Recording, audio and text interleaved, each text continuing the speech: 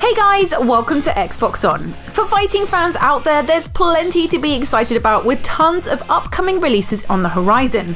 To get us fighting fit and ready, we're going to take a look at the biggest and best on the way. Round 1, fight.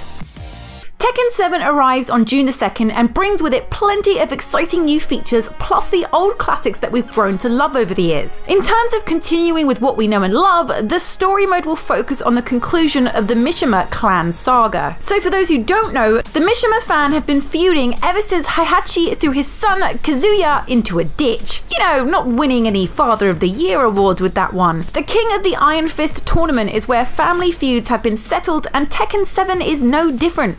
The story mode brings this tale to life with slightly more scripted fights, including ridiculous OTT quick-time events during key moments of battle. Don't worry though, as purists can still enjoy the core combat without all the flashy chaos. Speaking of characters, the most obvious exciting addition has to be Akuma.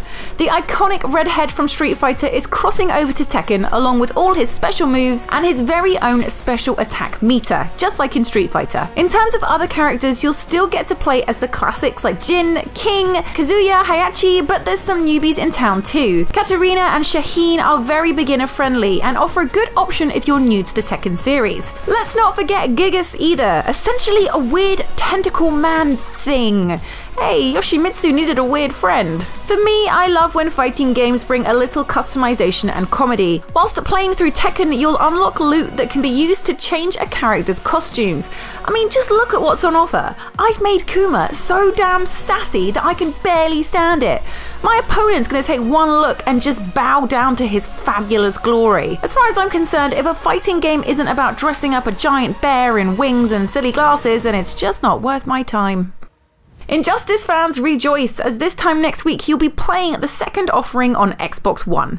It's set to take everything that made the first game so great and bring it over to the sequel with a few added improvements. As it's a direct sequel to Gods Among Us, it'll be continuing the same plot. So for those who don't know, the DC heroes are still in a bit of a mess after the events that took place in the last game, and they're doing their very best to piece society back together. In terms of who's on offer to play as, it's looking pretty jam-packed, with more characters than you can shake a batarang at. A notable inclusion is the Joker, who is back despite having a tough time in the first game.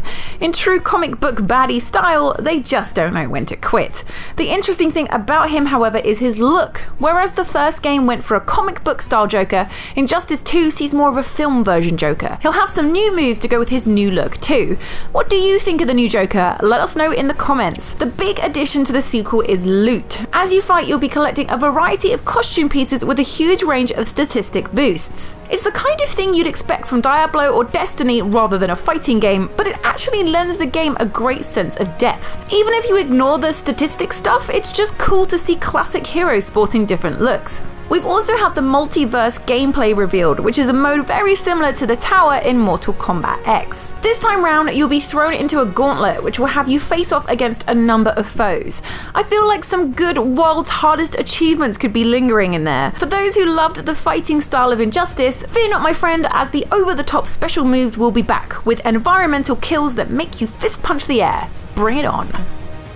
Absol is a very different kind of fighting game, taking its cues from disciplined martial arts and handling more like a third-person brawler. It's a visually stunning game and completely shakes up the fighting game genre. Think Dark Souls meets Street Fighter. Intrigued? You should be. Absol lets players customize their fighting style with an incredible level of detail, something you rarely see in fighting games.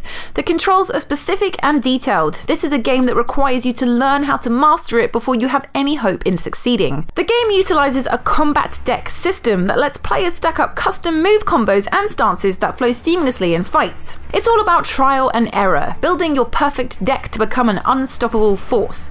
With such levels of customization, you could come up with hundreds of thousands of different combinations, something truly unstoppable and unpredictable in a foe.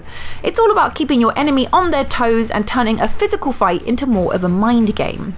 The world itself is an interesting one that players can explore cooperatively, delve deep into the narrative and learn the role before entering the big bad world of PvP. You can explore and trade before entering into competitive bouts too. I'm 99% sure that I'm gonna get my ass handed to me by this game, but it's still gonna be something you're not going to want to miss out on. If you're looking for something a bit more lively with violent fighting combined with a gorgeous anime style, then you should definitely check out Brawl Out. Brawl Out is an eye-catching beat-em-up where up to 8 players can get together to kick the hell out of each other. It's all about working those combos to show your mate who's boss. The game has plenty of modes on offer, whether it's ranked tournaments, playing locally with mates, or just ploughing through the story campaign on your lonesome. The cool thing about Brawl Out is it focuses heavily on evolving and customizing your character of choice. Start off with a basic character and then grow them with special attacks, new combo moves, more movement abilities, and some seriously nice tech moves to boot. Each character will have vastly different combat styles, which makes for unpredictable arena battles with friends. Prepare to get physical when it comes to how to take your foe down. There's grapple moves, elemental attacks, bomb projectiles, whips, and even just a good old kick to the face. If you're not about the stressful online competition, then fear not, as the game's casual 1v1 matches promises low stress competition. So if you're anything like me and find yourself a nervous, sweaty wreck when taking on online opponents, then just take a deep breath with me, because everything's gonna be fine. Of course, if you eat competition for breakfast, then they've got you covered with weekly competitive tournaments. I'd say see you there, but I'm too busy breathing into a paper bag in the corner with the stress of it all. The last year has been huge for WWE, and we can't wait to see how 2K's new entry in their WWE series reflects this. With the brand split separating Raw and SmackDown, and recent tournaments like the Cruiserweight Classic and the Great British Tournament, there's so much for 2K to play with and so many questions we want answered. How are the Cruiserweights going to play?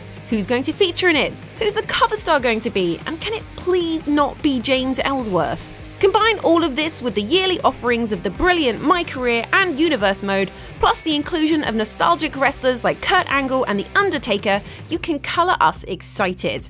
Lethal League is one of those games you have to play to understand why it's so fun. To put it mildly, it's a bit weird. Imagine that baseball and tennis got into a relationship, wined and dined, fell in love, and then eventually had a baby. That baby would be Lethal League. If you're all about fast-paced brawlers with crazy speeds and a soundtrack that will stick with you for days, then you need to check out Lethal League. How it works is you volley a ball, but whoever gets hit loses. The ball will bounce around until it hits another player. Players have to swing their bat or hammer or tail or whatever it is they're using to attack so they can hit the ball and regain control. It sounds simple, but it's surprisingly deep, making for hilarious and intense matches. One thing that definitely amps up the pressure is hitting the ball regularly back and forth builds up the speed of the ball. Just imagine a ball flying around the screen at thousands of miles per hour whilst you frantically try and dodge and whack it at the same time. Yeah, it's going to be crazy. There are 5 characters to choose from, all with their own individual movements and angles when hitting the ball. So there's genuine skill in choosing a character and learning their style. If you want something to play with your mates at home that will undoubtedly end with controllers being thrown at heads, this is the one for you. It's been more than 5 years since we delved into a Marvel vs. Capcom game, so it's safe to say we're very excited for Infinite. It's the ultimate mashup game, and with the characters' details being revealed, we're hyped for a pretty awesome lineup. From Marvel's side of the ring, we'll be getting to grips with the likes of Iron Man, Captain America, Ultron, Thor and Hulk, whilst Capcom sees Ryu, Mega Man X, Chris Redfield and my personal favourite Chun-Li as just some of the choices. In terms of how it controls, it's moving away from Marvel vs. Capcom 3's 3 attack plus launcher button layout for something a little more accessible. You're now fighting in a pair instead of a trio and have access to an auto combo system so that even the slowest fingers can fill the screen with pyrotechnic combos. Marvel vs. Capcom Infinite also introduces Infinity Stones. These magic rocks can be equipped to a character to grant them special powers and stat boosts. Each Infinity Stone has its own bonus ability and super, which can be activated when a new meter is half full for a short duration. Using them correctly is integral to wiping the floor with someone or being said person who gets wiped everywhere. Ew. Whether you're a die-hard Marvel movie fan or you're just long awaiting the return of the Marvel vs. Capcom series, this is definitely one to look out for in 2017.